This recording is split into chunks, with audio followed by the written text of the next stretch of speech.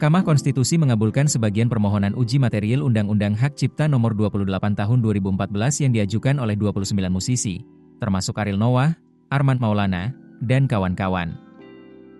Mengadili, mengabulkan permohonan para pemohon untuk sebagian, ujar Ketua MK, Hakim Soehartoyo saat membacakan amar putusan dalam sidang di Gedung MK, Rabu, 17 Desember 2025. Permohonan ini diketahui sudah diajukan sejak Maret 2025 dan akhirnya diputus untuk memberikan kejelasan hukum terkait sejumlah permasalahan yang ada. 3 dari 5 pasal yang dimohonkan dikabulkan oleh para hakim.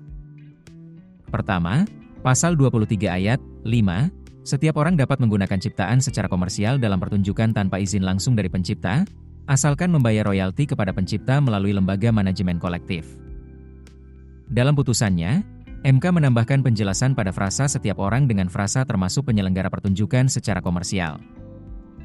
Dengan adanya penambahan frasa ini, Mahkamah mempertegas kalau dalam konteks pemakaian suatu ciptaan dalam pertunjukan komersial, royalti sudah seharusnya dibayar oleh penyelenggara acara kepada pencipta atau pemegang hak cipta. Hal ini dikarenakan, nilai keuntungan sebuah acara hanya dapat diketahui sepenuhnya oleh pihak penyelenggara acara sehingga perhitungan biaya, termasuk royalti, sudah sepatutnya menjadi tanggung jawab penyelenggara.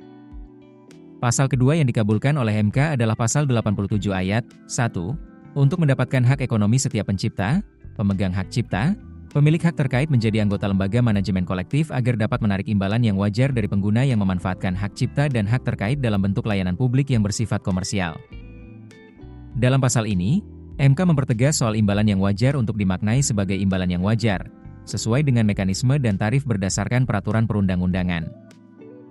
Menurut MK, frasa imbalan yang wajar bisa menjadi multitafsir jika tidak dipertegas. Hal ini bisa memberikan ketidakpastian hukum mengingat di Indonesia sendiri pembayaran royalti dan hak ekonomi bisa dilakukan dengan beberapa metode. Misalnya, pembayaran royalti kepada seorang pencipta yang tergabung dalam lembaga manajemen kolektif dengan yang tidak. Menurut MK, mekanisme dan tarif harus ditentukan dalam sebuah produk hukum baru yang melibatkan pembuat undang-undang.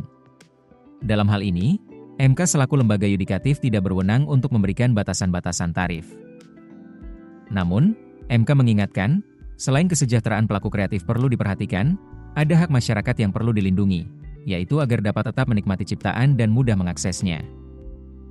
Pasal ketiga yang dipertegas MK adalah Pasal 113 ayat 2. Setiap orang yang dengan tanpa hak dan atau tanpa izin pencipta atau pemegang hak cipta melakukan pelanggaran hak ekonomi pencipta sebagaimana dimaksud dalam Pasal 9 ayat 1, huruf C, huruf D, huruf F, dan atau huruf H untuk penggunaan secara komersial dipidana dengan pidana penjara paling lama 3 tahun dan atau pidana denda paling banyak Rp500 juta. MK menyatakan, penyelesaian sengketa terkait royalti atau hal-hal seputar hak cipta harus mengedepankan pendekatan restoratif justice, tidak boleh langsung ke ranah pidana. Keputusan bisnis terbaik datang dari data, bukan tebakan.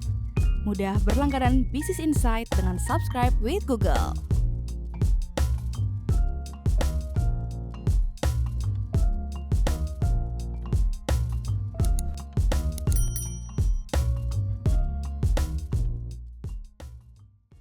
Download aplikasi Kontan sekarang di App Store atau Play Store.